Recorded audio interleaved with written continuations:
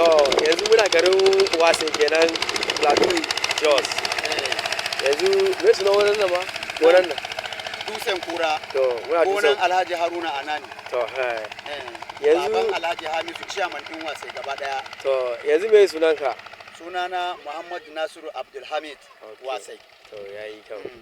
Yanzu game da tractor nan me zaka iya faɗa?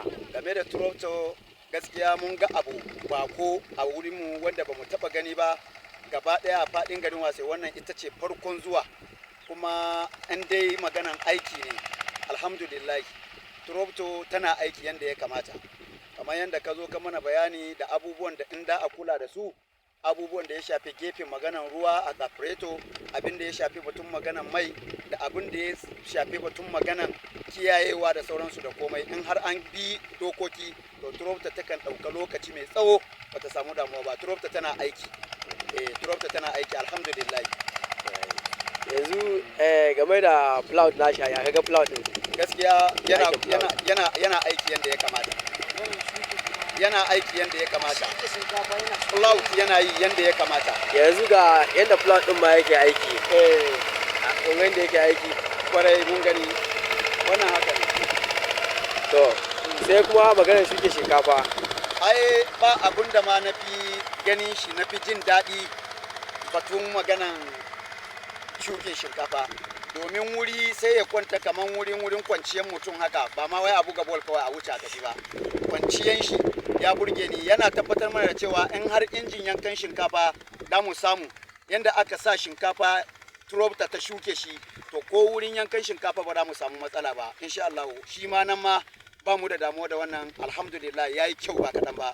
Ga hanzari kuma wurin shuka, abinda za a shuka maka cikin kusan awa 5, wannan a awa 1 da rabi za ta iya ta yi wannan aikin gaba daya cikin yardan ubangiji, ba wani matsala gaskiya. So he's showing appreciation about the rice planter is very fast and smart, and he's talking about if possible they need to get rice reaper during harvesting so that it can ease their work and everything be normal due to the plow. So the plow is very important and is very working fast, and the work is adorable. They admire everything about it. So this is the farmer, and so you turn back to shoot the rock. Because this is the rock. Rock Wase. This is Wase rock. Wase. It's very far. Plateau State, ba? Yes, this is the rock.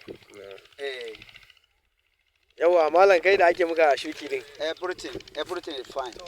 Alhamdulillah, kamar ni a matsayin da mai gona wannan ni ne na dauki tractor aka zo da injiniya da a zo a gwada mana yanda ake shuki da kaftu. Alhamdulillah na ji daɗin yanda take shuki, saboda ni karan kaina da aka zo aka yi assembly din abin da ake shuki, sanda aka sani na sheke shinkafa na masu kwarin ne wanda suke da inganci, su ne aka ɗora su akan inji ta shuka musu hankali na a kwance.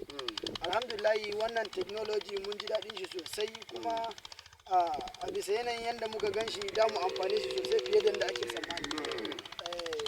Muna godiya da irin wannan abubuwan da muke gani, kuma muna sa tsammani idan dai lokacin girbi ya yi da ka mana a besta. Ba mu da aiki.